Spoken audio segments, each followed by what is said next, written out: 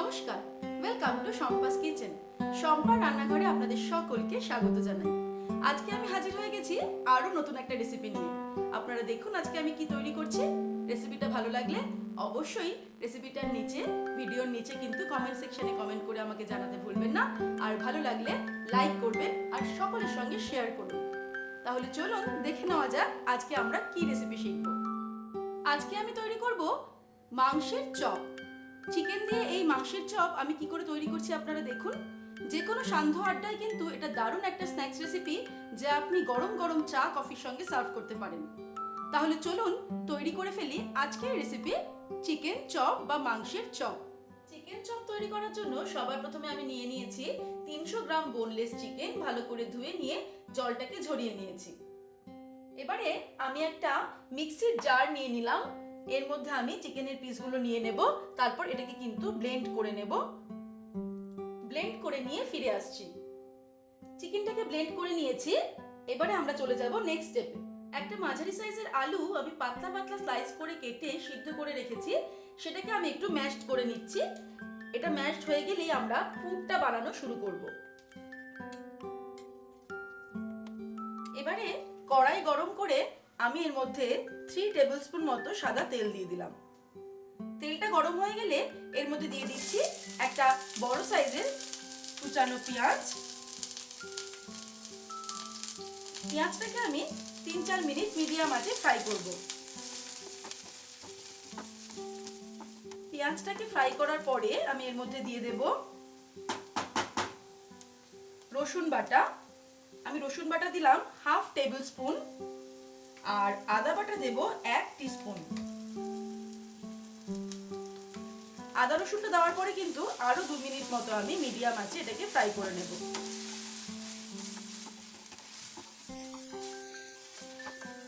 আদা রসুনটাকে ফ্রাই করার পরে এবারে আমি এর মধ্যে দিয়ে দেব কিছু শুকনো মশলা, গুঁড়ো মশলা। যেমন প্রথমে দিয়ে দিচ্ছি লঙ্কার গুঁড়ো, আমি 1 টিস্পুন দিলাম, তবে আপনারা নিজেদের স্বাদ অনুসারে দেবেন। দিয়ে দেব ধনের গুঁড়ো, এটাও 1 টিস্পুন। জিরের গুঁড়ো দেব 1/2 টিস্পুন, আমি কিন্তু ধনের গুঁড়োটা বেশি দিলাম, খেয়াল করলেন নিশ্চয়ই। আর হলুদ গুঁড়ো দিচ্ছি 1/2 টিস্পুন। নুন দিয়ে দিচ্ছি স্বাদ অনুসারে, আমি 1/2 টিস্পুন দিলাম, আপনারা কিন্তু নিজেদের স্বাদ অনুসারে নুনটা অ্যাড করবেন। এর মধ্যে আমি 1 টেবিল স্পুন জল অ্যাড করলাম, করে মশলাটাকে কষিয়ে নেব।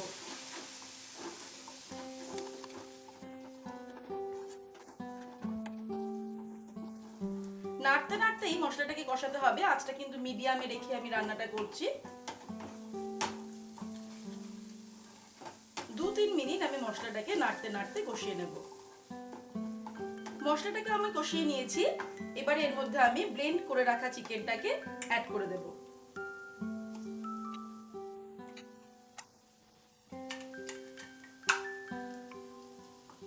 মশলার সঙ্গে খুব ভালো করে মিশিয়ে নেব।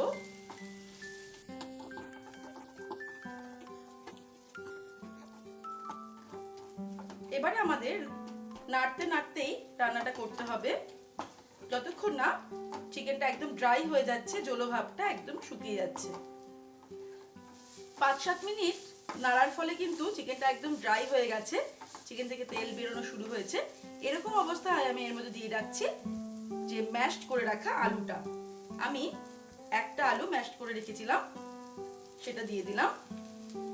এবার চিকেনের সঙ্গে কিন্তু ভালো করে মিশিয়ে নেব। আসলে আলুটা কিন্তু আমাদের বাইন্ডিং এ সাহায্য করবে, সেজন্য আলুটা আমি ব্যবহার করলাম।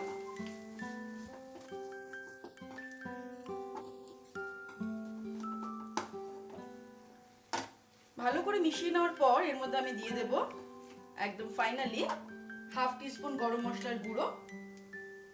তবে সেক্ষেত্রে বলে রাখি, যারা ধনেপাতা খুব ভালো পছন্দ করেন তারা কিন্তু এর মধ্যে একটু ধনেপাতা অ্যাড করতে পারেন, ধনেপাতার ফ্লেভারটাও ভালো লাগবে।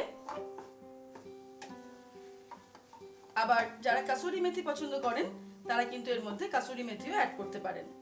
আমাদের পুরটা একদম রেডি হয়ে গেছে। এবার আমি ওভেনটাকে অফ করে দিলাম, তবে পুরটাকে কিন্তু সম্পূর্ণ ঠান্ডা হতে দিতে হবে, তারপর আমরা নেক্সট স্টেপের দিকে এগোবো।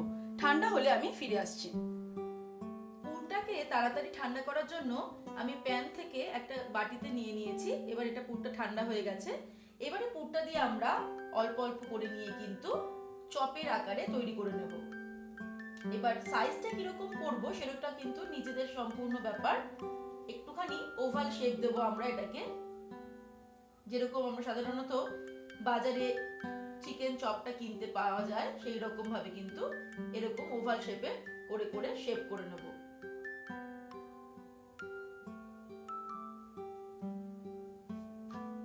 এইভাবে যে কটা চপ হবে আমাদের প্রথমে আগে তৈরি করে নিতে হবে, আর চেষ্টা করব যাতে সবকটার মাপ একই ধরনের একই সাইজের করা যায়।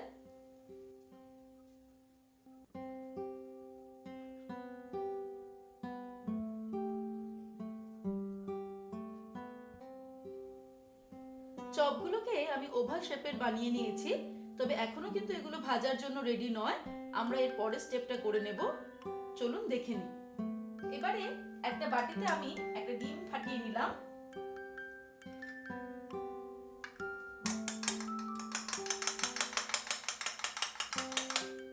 তারপর একটা প্লেটে আমি নিয়ে নিয়েছি বিস্কুটের গুঁড়ো। এবার একটা করে চপ আমি এইভাবে ডিমের মধ্যে এটাকে ডুবিয়ে নিয়ে, ভালো করে ডুবিয়ে নিয়ে চামচের সাহায্যে বিস্কিটের গুঁড়োর মধ্যে দিয়ে দেব, আর লেফট হ্যান্ড দিয়ে বিস্কিটটাকে কিন্তু কোট করে নেব। খুব ভালো করে বিস্কিটের গুঁড়ো দিয়ে আমি চপটাকে কোট করে নিচ্ছি।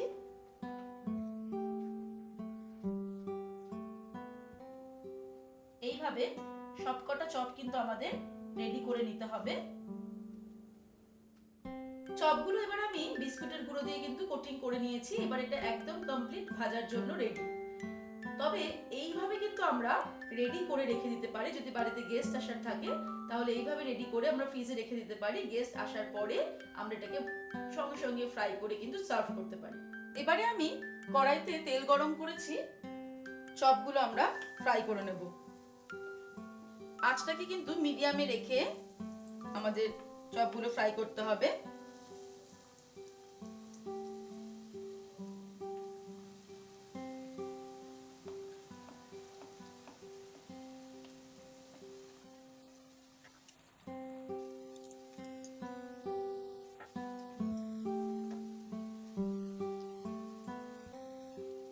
মাঝারি আছে গোল্ডেন ব্রাউন করে আমি চিকেন চপগুলো কিন্তু ফ্রাই করে নিলাম।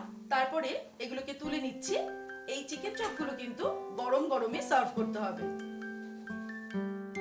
তৈরি হয়ে গেছে আমাদের আজকের রেসিপি চিকেন চপ বা মাংসের চপ।